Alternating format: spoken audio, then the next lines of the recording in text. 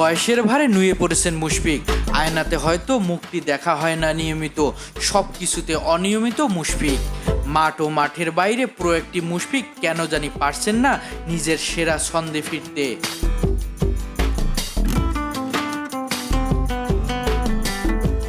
জিম্বাবুয়ের বিপক্ষে 2 ইনিংস যেখানে প্রত্যাশা সেঞ্চুরি কিংবা ডাবল সেঞ্চুরি, সেটা তো দূরের কথা 2 অঙ্কের ঘরে যেতে পারেননি একবারের জন্য। সময়ের পরিক্রমায় সব কিছু যে নিস্তেজ হয়ে যায় তা মুশফিককে দেখেই বোঝা যায়।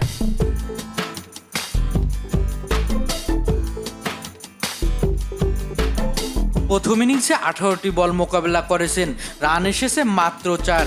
বাহাতি স্পিনার মাছাকাজ্জার বলে যেভাবে উইকেট বিলিয়ে দিয়েছেন, হয়েছেন সমালোচনার পাত্র। দ্বিতীয় ইনিংসে গুরুত্বপূর্ণ পজিশনে যখন দল অভিজ্ঞতার কাছে পথ চেয়ে, কিন্তু সেই কাঙ্ক্ষিত অভিজ্ঞতার মূল্য দিতে ব্যর্থ মুশফিক।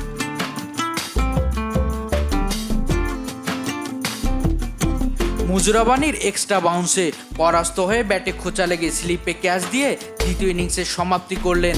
বাস্তবতার কাছে মুশফিক যেন অসহায়ত্ব আত্মসমর্পণ।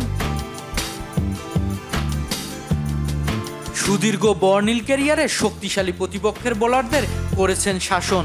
দেশের ক্রিকেটের সর্বোচ্চ সম্মান ও মিস্টার ডিপেন্ডেবল হিসেবে গড়েছেন নিজেকে। সেই মুশফিক জিম্বাবুয়ের বিপক্ষে লড়ছেন মান বাঁচাতে।